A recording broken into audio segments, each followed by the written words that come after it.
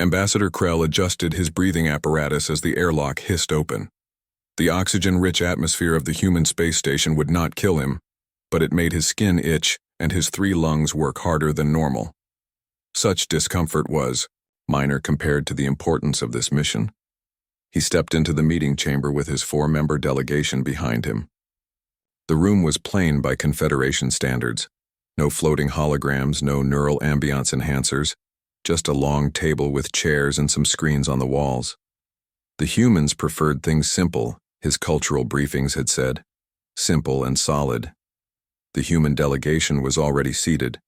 5 of them, dressed in what Krell understood to be formal diplomatic attire, dark blue uniforms with gold trim for 3 of them, and more civilian-looking suits for the other 2.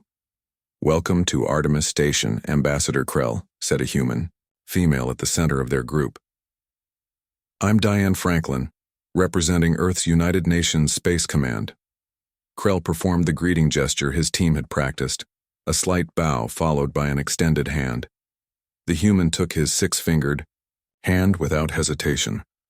Her grip was firm but careful, mindful of their physiological differences. "Thank you for agreeing to this meeting," Krell said, his translation device converting his whistling language into smooth English. "The journey across 12 parsecs was well worth the opportunity to establish relations with your species." The humans offered polite smiles, but Krell noted their micro-expressions. They knew this was not just a friendly visit. They had received the advance communications about the Draxan threat.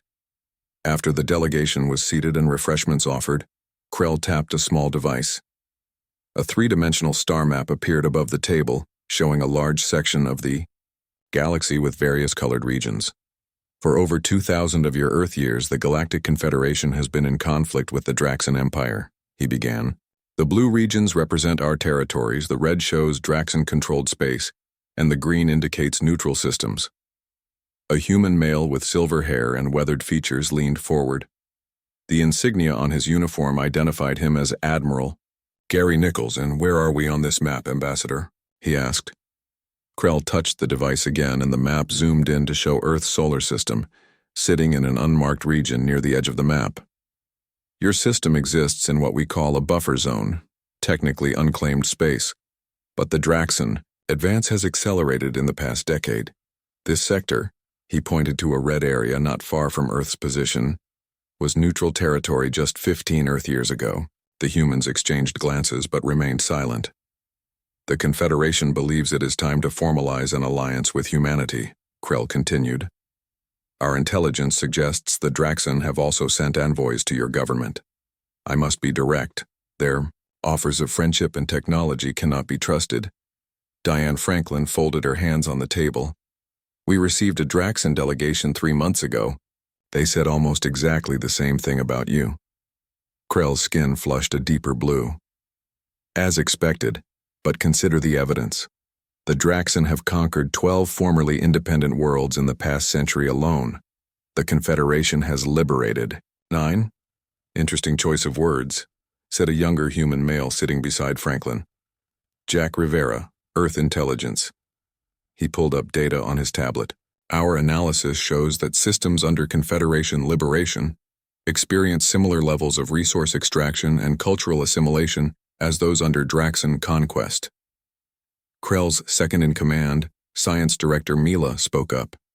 "The difference, Mr. Rivera, is that Confederation worlds maintain local governance within our framework. The Draxan implement direct control. A distinction that seems primarily semantic from our perspective," Rivera replied.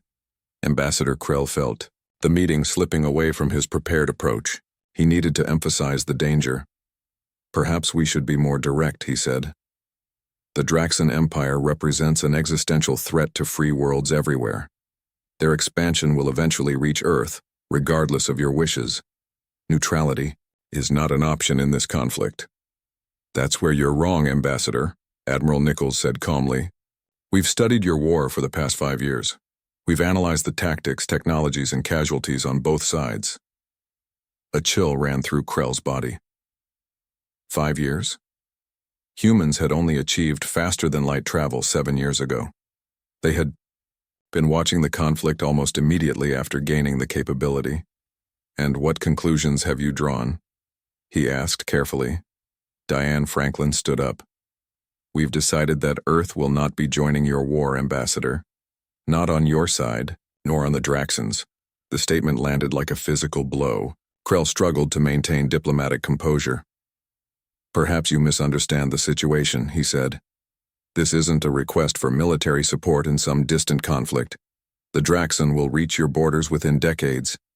You must choose a side, for your own survival." "Must we?" asked another human, an older woman with dark skin and short gray hair. "Dr. Elaine Winters, Xenopolitical Affairs. Our observations suggest neither the Confederation nor the Draxon have approached our outer colonies, despite numerous opportunities to do so. You're both giving us a remarkably wide berth, while simultaneously insisting we're in danger." Krell hadn't expected this level of insight. Humans were supposed to be newcomers to galactic politics, easily swayed by threats or promises of advanced technology. "The situation is complex," he admitted. "Strategic considerations sometimes require—" "Thank you for your proposal, Ambassador," Franklin interrupted politely but firmly. "We will continue to study it along with the Draxon offer, but Earth's official position remains non-alignment." Krell looked at the faces around him. The humans showed no fear, no anxiety about rejecting the protection of a major galactic power. Instead, he saw something unexpected. Quiet confidence. "May I ask why?" he found himself saying. "Most emerging spacefaring species seek alliances for security and technological advancement." Admiral Nichols smiled slightly. "Let's just say we have questions about the nature of this conflict that neither you nor the Draxon seem willing to answer honestly." The meeting concluded shortly after, with pleasantries and promises of continued diplomatic relations. As Krell and his delegation were escorted back to their ship, Science Director Mila moved closer to him. "They know something," she whispered, in their native language. "Or suspect something. This is unprecedented." "Indeed," Krell replied. "Inform Central Command immediately. Humans have refused alignment." Back on their ship, safely away from human monitoring, Krell reviewed the meeting recordings. The humans had been polite but firm. They weren't afraid of the Draxon threat, nor were they eager for Confederation protection. What truly disturbed him wasn't their refusal, it was their apparent understanding. Most species chose sides out of fear or ambition. These humans were choosing neutrality with the calm confidence of players who could see the entire game board. As their ship accelerated away from Earth, Krell couldn't shake an unfamiliar sensation. Not disappointment, but dread. Why weren't these humans afraid? What did they know that the Confederation didn't, or worse, what were they capable of that might change everything?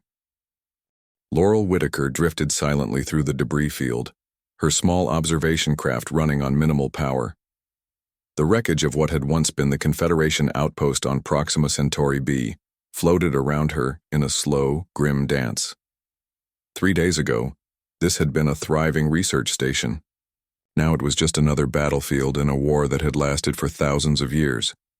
Her ship's sensors were capturing everything: radiation signatures, weapon fragmentation patterns, tactical positioning of destroyed defense systems. As a military anthropologist for Earth intelligence, Laurel's job was to document the galactic war without being noticed by either side. "Computer, magnify Sector 4, she said quietly, though there was no one who could hear her in the vacuum of space. The view screen zoomed in on a large piece of twisted metal. "Interesting. The damage pattern suggests the Draxon used short-pulse energy weapons, but with deliberately limited yield." She added this observation to her growing file. It was the same pattern she had seen at 7 other battle sites in the past year. Advanced weapons that somehow never performed to their theoretical capacity. A soft beep from her console broke her concentration. "Warning, Draxon scout vessel approaching. Estimated arrival, 6 minutes. Laurel didn't panic. She didn't even power up her engines to retreat. Instead, she activated the full cloaking system developed by Earth's defense labs. The ship's exterior absorbed all scanning frequencies, while projecting a perfect image of the space behind it. To any observer, her vessel simply wasn't there. "Maintain position," she instructed the computer. Record all sensor data from the Draxon ship. The sleek, predatory form of the Draxon scout emerged from behind a large piece of debris. Its dark hull was covered in what appeared to be scales, a design choice that reflected the reptilian nature of its creators. The vessel moved slowly through the wreckage, its sensors sweeping the area. Laurel watched as it passed within 2 kilometers of her position, close enough that she could see individual details of its weapon systems and communication arrays. The Draxon ship paused briefly, almost as if it had detected something, then continued on its predetermined course. She released a breath she hadn't realized she was holding. The cloaking technology worked perfectly. Neither the Confederation nor the Draxon had demonstrated anything similar in their centuries of warfare. Either they didn't possess such technology, which seemed unlikely given their other advances, or they chose not to use it. Another data point for her growing theory. 3 hours later, Laurel's ship docked with the EES Horizon, Earth's advanced research vessel hiding behind Proxima Centauri's second planet. The ship was officially classified as a deep space exploration vessel, but its true purpose was to serve as a mobile base for Earth's covert observation program. "Welcome back, Observer Alpha," said Commander Frank Mendez as she entered the briefing room. "Productive day watching the aftermath?" Laurel nodded and transferred her data to the main system. "The pattern remains consistent, sir. Both sides maintain technological parity despite claiming breakthroughs. Neither pursues strategies that would create decisive advantages." The room was filled with Earth's brightest minds: military strategists, xenobiologists, weapons specialists, and cultural experts, all focused on understanding the true nature of the galactic conflict. "Look at this," said Dr. Jason Wu, pointing to a holographic display of Draxon weapon impacts. "These energy signatures don't match their output capacity. It's like they're deliberately limiting the destructive potential. Same with their targeting systems," added Lieutenant Samantha Parker. "We've observed 19 separate engagements where Draxon ships had clear shots at critical Confederation infrastructure and either missed or used insufficient firepower." Commander Mendez nodded slowly. "And the Confederation does the same. They maintain the illusion of all-out war while ensuring neither side gains a meaningful advantage. But why?" asked a young analyst named Eric Foster. "What's the point of fighting for thousands of years if neither side is trying to win?" The room fell silent for a moment. It was the question that had brought them all here, millions of kilometers from Earth. "That's what we need to find out," Laurel said. "And here's another interesting observation. Neither side has approached Neptune or our outer colonies despite multiple opportunities. They're avoiding us," Commander Mendez agreed, "giving us a wide berth while pretending to court us as allies." General Patricia Howard, who had been quietly listening from the head of the table, finally spoke. "The question remains, are they avoiding us out of respect for our neutrality, or fear of what would happen if we did join?" The intelligence team spent the next several hours analyzing Laurel's new data, comparing it to previous observations and searching for patterns. The more they studied, the more apparent the facade became. "Computer," said General Howard, "display all confirmed battle sites from the past 50 years. A 3-dimensional map appeared, showing hundreds of points of light across dozens of star systems. Now overlay major resource deposits, strategic choke points, and population centers." The map updated, showing thousands of critical locations throughout contested space. The pattern was clear and disturbing. "They're fighting over empty space," Eric said, incredulous. "Almost every major battle occurs in regions with minimal strategic value." "Not just that," Laurel added. "Look at the timing." She manipulated the display, showing the progression of battles over time. Whenever one side gains too much territory or resources, they suffer a convenient defeat that restores the balance. "It's not a war," General Howard said firmly. "It's a performance. A very elaborate, very deadly performance." Commander Mendez rubbed his chin thoughtfully. "But for whose benefit? Who are they performing for? Or what are they hiding from?" Laurel asked quietly. Before anyone could respond, an alarm sounded. The ship's AI spoke calmly. "Alert. Unidentified vessel approaching. not matching Confederation or Draxon signatures. Impossible, General Howard said. We're deep in the shadow of Proxima B. Our passive sensors would have detected an approach hours ago, unless they have better stealth technology than we do, Laurel said. The main screen activated, showing a ship unlike any they had seen before. It appeared almost organic, with flowing lines and a surface that seemed to ripple like water. It hung in space less than 1,000 kilometers away, making no attempt to hide its presence. We're receiving a transmission, said the communications officer. Audio only, General Howard nodded. Let's hear it. A voice filled the room, speaking. Perfect English with an accent no one could place. Observers of Earth, we have watched you watching them. Perhaps it is time we talked. There are things about this war that neither the Confederation nor the Draxon will ever tell you. The crew exchanged shocked glances. After months of secret observation, they had been observed themselves. Who are you? General Howard asked. We are the Watchers, the voice replied. And unlike the others, we do not fear what humanity might become. Dr. Alan Mercer adjusted his protective gloves as he lifted the alien weapon from its containment field. The device looked almost elegant. A smooth, curved tube made of a dark blue metal that seemed to absorb light. It had been recovered from a damaged Draxon scout ship that had drifted into the outer edges of the solar system 2 months ago. Recording test sequence 26, Alan said to the lab's AI system. Draxon pulse rifle, power cell at 60% capacity. The underground laboratory beneath Olympus Mons on Mars was Earth's most secure research facility. Few people even knew it existed, built deep within the massive volcano to shield its activities from both terrestrial observation and alien scanning. Alan placed the weapon on a testing rig that would fire it remotely. He walked to the control room behind thick blast shields and nodded to his assistant, Linda Hoffman. Same parameters as last time, he said. But let's increase the power output by 15%. Linda looked concerned. The safety protocols recommend no more than 5% increments. That's assuming we don't know what we're doing, Alan replied with a small smile. We've run enough tests to know this weapon can handle much more than it's currently set to deliver. The test range extended for 0.5 kilometer through the Martian rock. At the far end stood a series of targets made from different materials. Standard Earth military armor, Confederation shield technology they had managed to replicate, and various metal alloys. Firing in 3, 2, 1, the weapon discharged, with a high-pitched whine. A bright blue beam struck the first target, burning through it easily.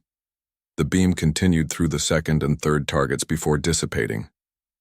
Results are consistent with previous tests, Linda said, examining the readings. But there's something odd. The weapon's internal regulator activated again. It deliberately reduced power output the moment it fired. Alan nodded. Just as I suspected.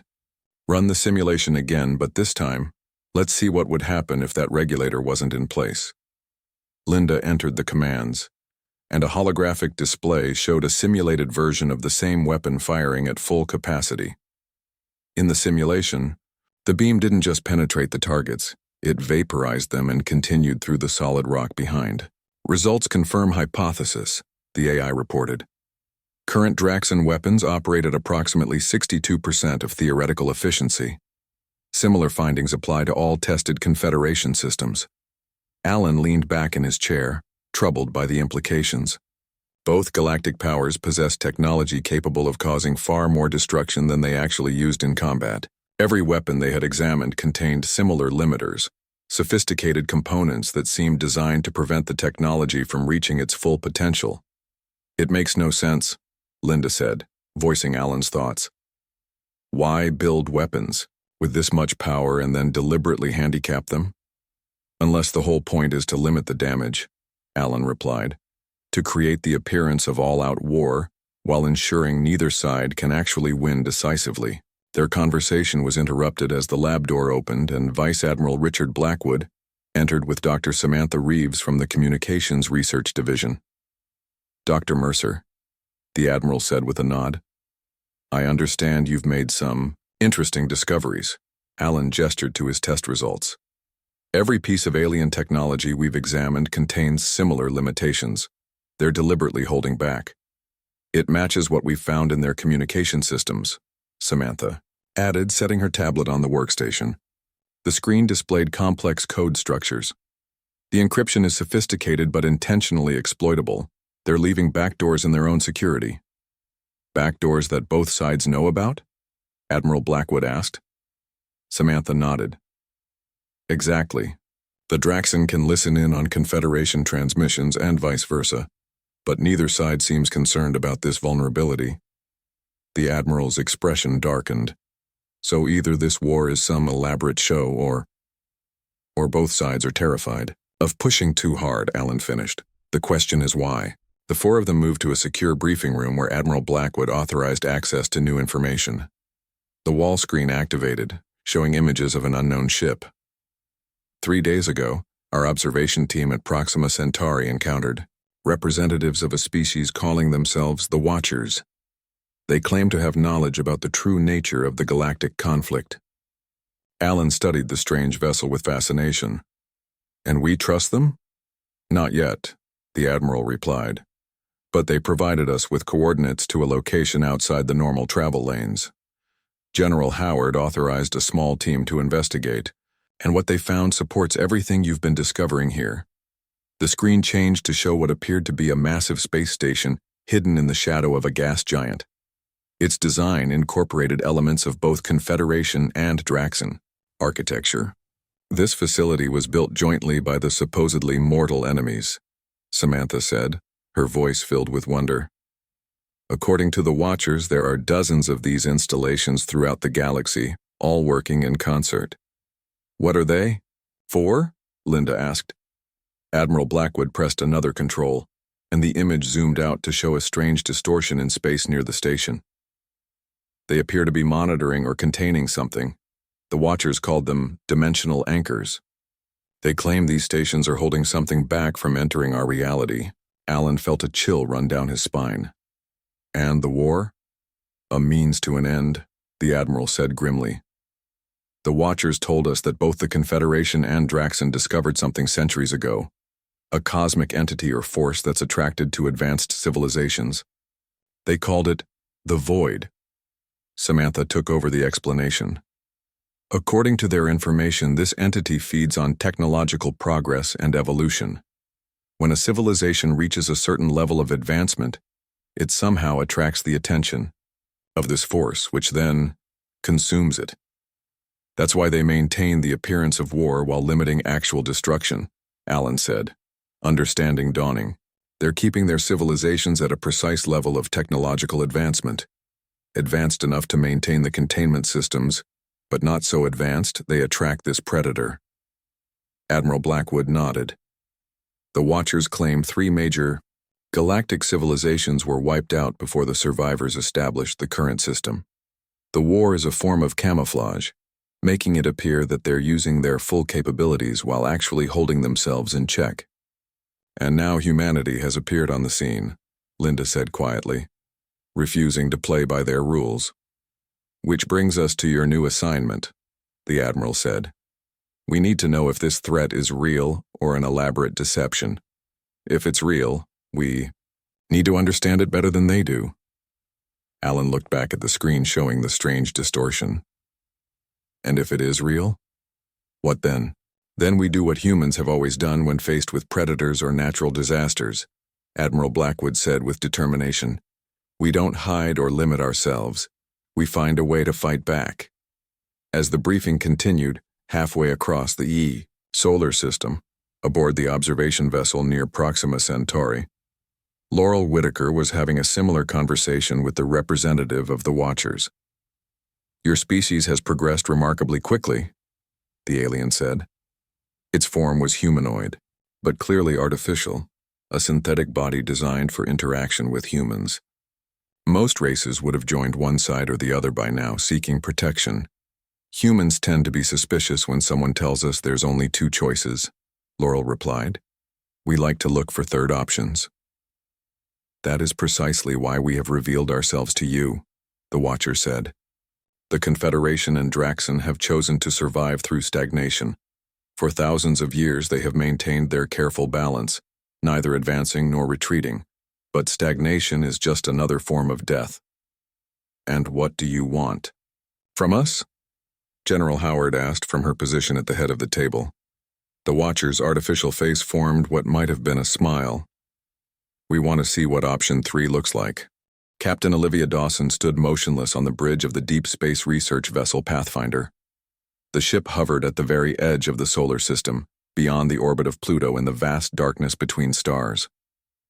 Before them floated something that, according to all logic, should not exist. Are we recording this? She whispered to her science officer, Kevin Barnes. Every byte, he confirmed, equally stunned. All sensors at maximum capacity. The structure before them was massive, at least 3 kilometers long, with a design unlike anything in human records. Parts of it resembled Confederation architecture, with smooth curves and crystalline components. Other sections had the distinct angular, scale-like patterns of Draxan engineering.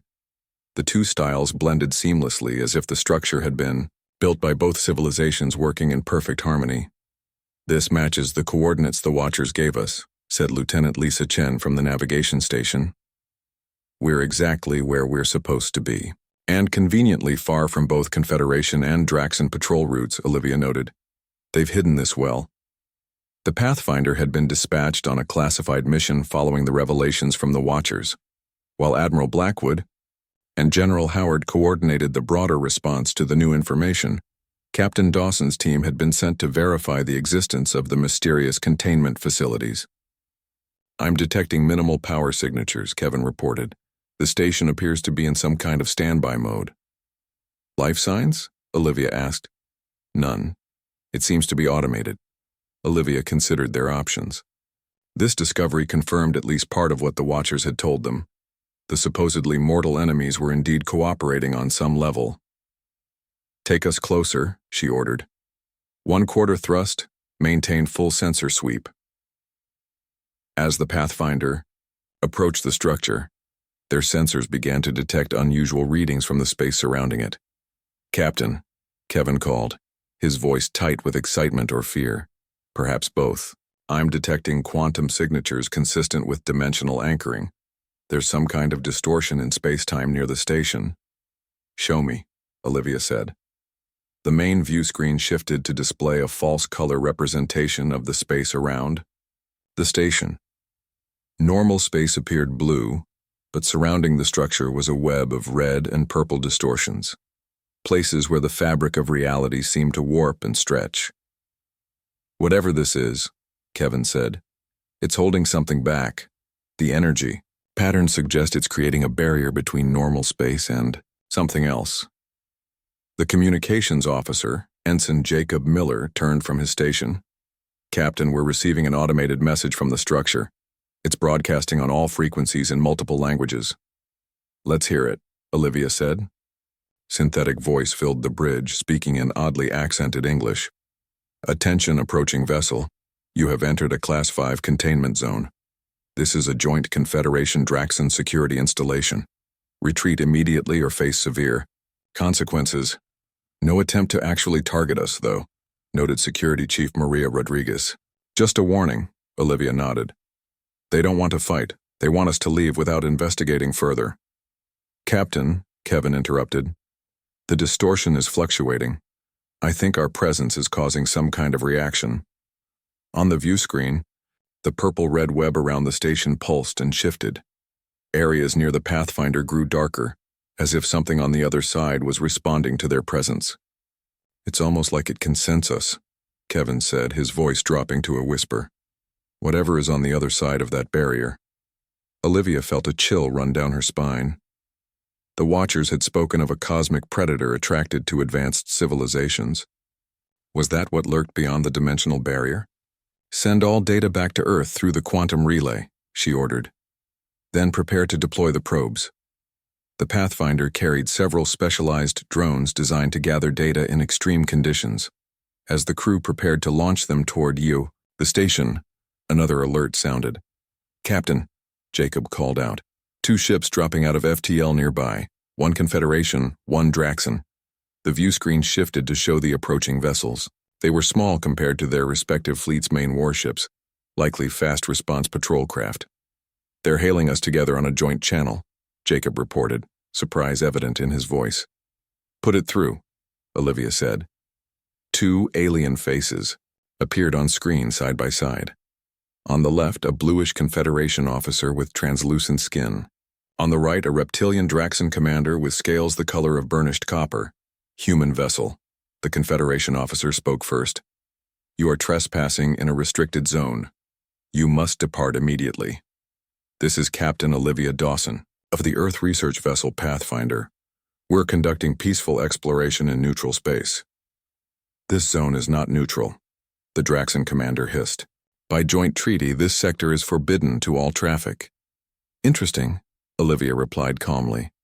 No such restriction appears in any star charts shared with Earth, and I note that you two supposed enemies seem quite comfortable working together. Do. Aliens exchanged glances through their communication link. Captain Dawson, the Confederation officer said, his tone softening slightly. You don't understand the danger.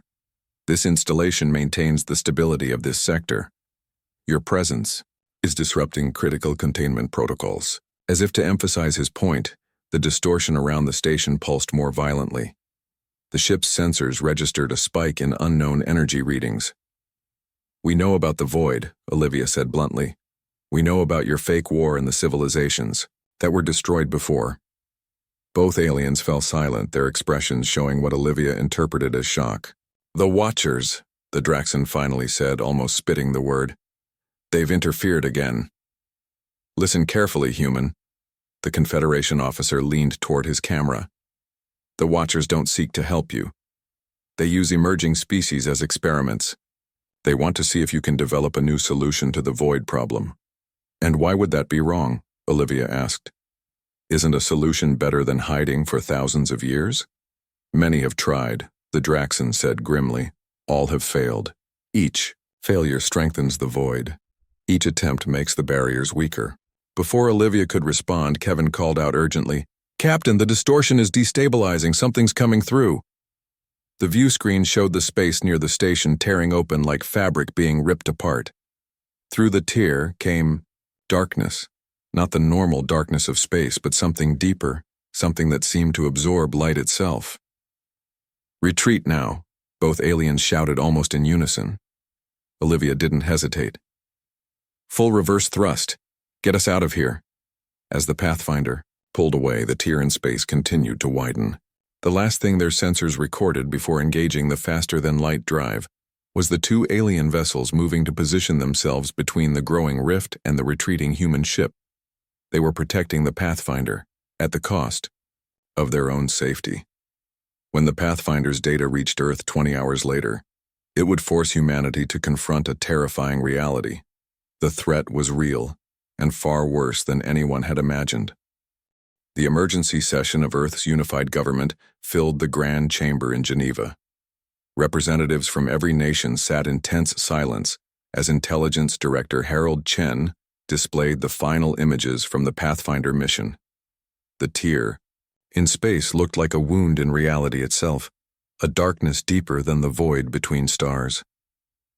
Both the Confederation and Draxan vessels were lost containing the breach, Director Chen said gravely.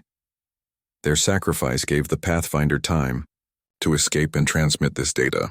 President Joseph Winters stood at the central podium, his face showing the strain of 3 days of continuous crisis meetings. We now have confirmation that the threat described by the Watchers is real. This entity, this void, has consumed multiple advanced civilizations in the past. And the war between the galactic powers is essentially theater, added Admiral Nicole Carter, a careful balancing act designed to prevent any civilization from advancing too far, too fast. Dr. Claudia Ross, Earth's leading xenobiologist, stepped forward. We've analyzed all available data on the fallen civilizations mentioned in the Yadar records provided by the Watchers. In each case, the Society reached a technological threshold we're calling Kardashev Plus, a level of energy manipulation that somehow makes them visible to this entity. And humanity? Asked the Chinese representative. Where do we stand on this scale? We're approaching the threshold, Dr. Ross replied. Our quantum technologies and dimensional research have accelerated our progress beyond normal parameters. The Confederation and Draxon have been watching us with growing alarm precisely because we're advancing too quickly. That's why they both tried to recruit us into their war, President Winter said. They wanted to control our development, keep us within safe parameters. The room fell silent as the implications sank in. Humanity now faced a terrible choice. Join the cosmic charade and deliberately limit human potential, or risk attracting a predator that had devoured entire galactic civilizations. What about the Watchers? Asked the representative from Nigeria.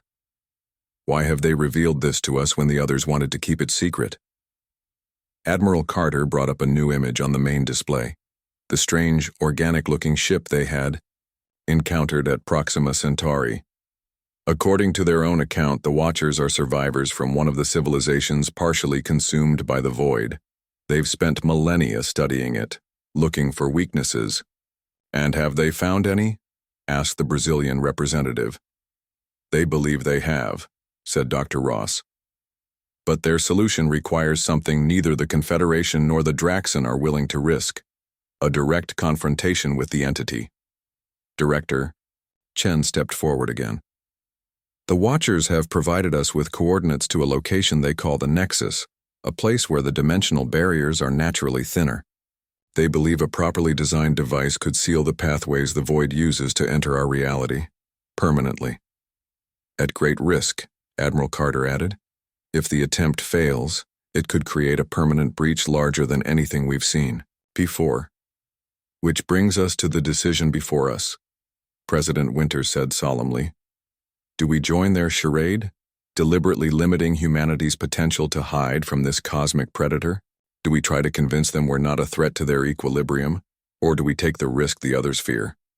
All eyes turned to the center of the room, where a holographic projection showed schematics for Project Prometheus, a massive device that combined humanity's most advanced technologies with concepts from both the Confederation and Draxon, enhanced by insights from the Watchers.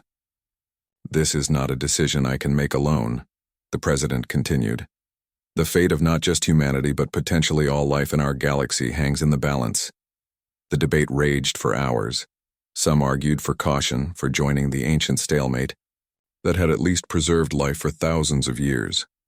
Others insisted that humanity could not accept artificial limitations on its potential. We've received word that both the Confederation and Draxon High Councils are sending special envoys to Earth, Director Chen announced. They'll arrive within 48 hours. And the Watchers? Asked Admiral Carter. They're maintaining distance as agreed. They've provided all the information they can, but this must be humanity's choice. As the Council deliberated through the night, across the solar system, final preparations were being made for all possibilities. At Mars Command, defensive fleets were placed on alert. At the Jupiter shipyards, the components for Project Prometheus were being assembled, ready to be deployed or dismantled depending on Earth's decision. In orbit around Earth, Watcher Representative Zen observed the proceedings from his ship. Though he maintained a neutral expression when communicating with humans, alone in his quarters, he allowed himself to feel hope for the first time in centuries. They are different, he said to the ship's memory core, where the collected consciousness of his fallen civilization resided. They do not fear the unknown the way others do. They have not yet faced the void directly, replied the soft, collective voice of the memory core. Fear is a rational response. Yet they continue to prepare for confrontation rather than capitulation, Zen pointed out. No species since our own has been willing to even consider direct action. Because all others who tried were destroyed, the memory core reminded him. We survived only as echoes in these synthetic forms. Perhaps that is why the humans intrigue me, Zen said. They know the risks yet consider them acceptable in exchange for freedom. They refuse limitation on principle. Meanwhile, in the Geneva chamber, the Council had finally reached its decision. President Winters addressed the representatives of Earth's nations one final time before the vote. Throughout human history, we have faced predators and dangers. From the earliest days when our ancestors huddled in caves, afraid of the night, We have been defined not by the threats we faced, but by our response to them. We did not hide from the wolves, we domesticated them. We did not flee from the sea, we built ships to cross it. We did not cower from disease, we developed medicine to cure it. He gestured to the holographic image of the void breach captured by the Pathfinder. This may be the greatest threat we have ever faced, but I submit that humanity has never advanced by hiding from danger. We advance by confronting it, understanding it, and overcoming it. The vote was not unanimous, but the majority was clear. Earth would not join the ancient war or accept artificial limitations. Project Prometheus would proceed. As the Earth delegates filed out of the chamber, Ambassador Krell of the Confederation watched from the visitors' gallery, his skin a pale blue with anxiety. "They've made their choice," he said to his Draxan counterpart, who had arrived early for the emergency summit. "Yes," hissed the Draxan. "They choose to face what we have feared for millennia." "And that," Krell replied, "is what terrifies me most about them." Far beyond the edge of the solar system, in the darkness between stars, the Terran reality slowly pulsed. Something vast and ancient stirred on the other side, sensing the approach of a new kind of prey. Or perhaps, for the first time, a predator of its own.